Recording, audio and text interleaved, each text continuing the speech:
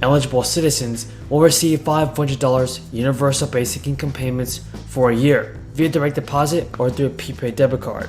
The state of Maine has sent out more than 450,000 relief payments to date, with thousands of more set to hit mailboxes in the coming weeks. The $850 checks are approved early this year by the bipartisan majority in the legislature as part of the budget signed by Governor Mills.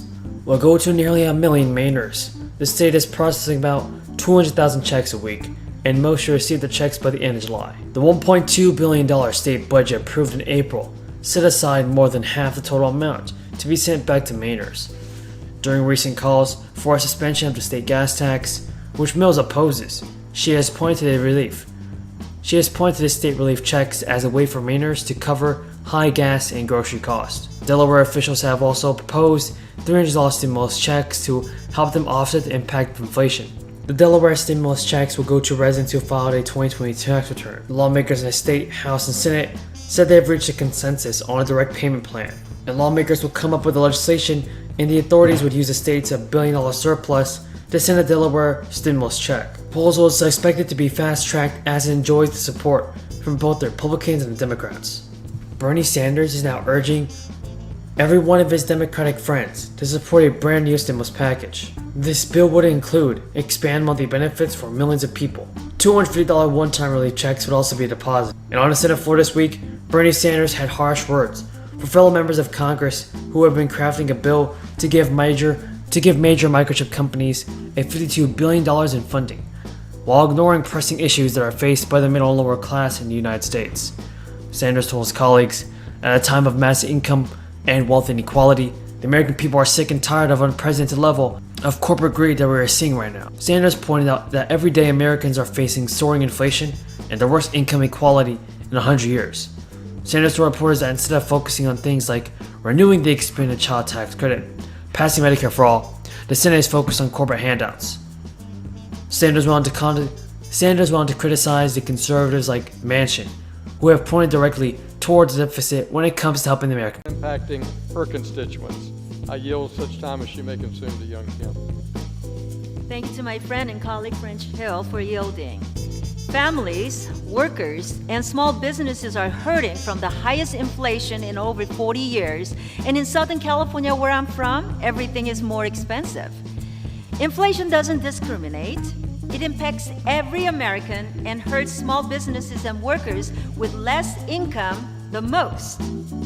For example, Raul and Rosalinda Davis, owners of Tlaquepaque restaurant in Placentia in my district, told my office, and I quote, "Higher gas prices and issues with our supply chain are leading to increasing costs from everything from beverages to meat for ingredients to workforce shortages.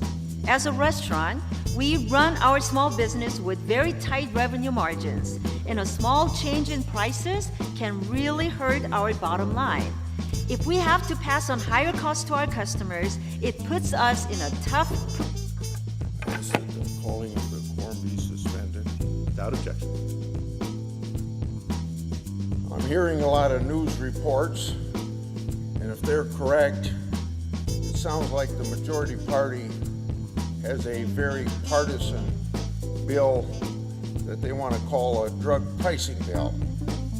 I'm also told that this is moving along because it looks like the parliamentarian is currently reviewing that proposed legislation to see if it fits into the process of reconciliation. If the majority party passes its partisan bill, it will be bad policy for patients and taxpayers. But that doesn't mean we don't have answers to the problems that they're trying to solve. But first of all, let me say what the Senate proposed legislation, what we know about it, would do.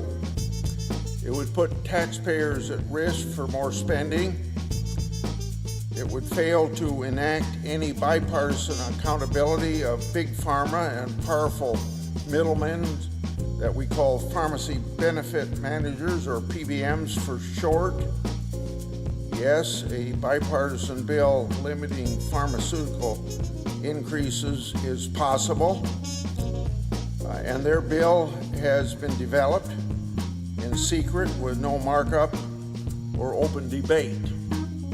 Now, Mr. President, this partisan bill and this process is a far cry from bipartisan drug pricing ideas that I've developed over the past few years.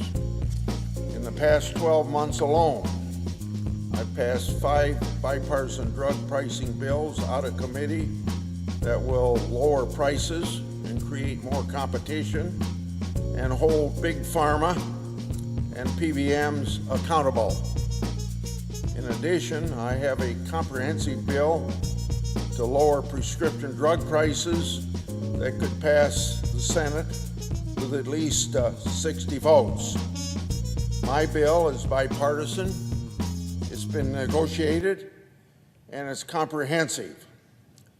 The bill is called the Prescription Drug Pricing Act. It's also known as Grassley-Wyden, but I want to be fair to Wyden. I'm not sure that he would claim that he negotiated that bill, but I still like the bipartisan part of it. The Senate should act today on this bipartisan bill to lower drug prices, because this is what Grassley-Wyden would do. It would lower costs for seniors by $72 billion.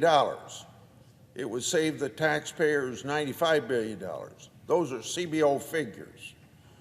It establishes an out-of-pocket cap, eliminates the donut hole, and it redesigns Medicare Part D that needs some redesigning after 19 years. This legislation will hold big pharma and powerful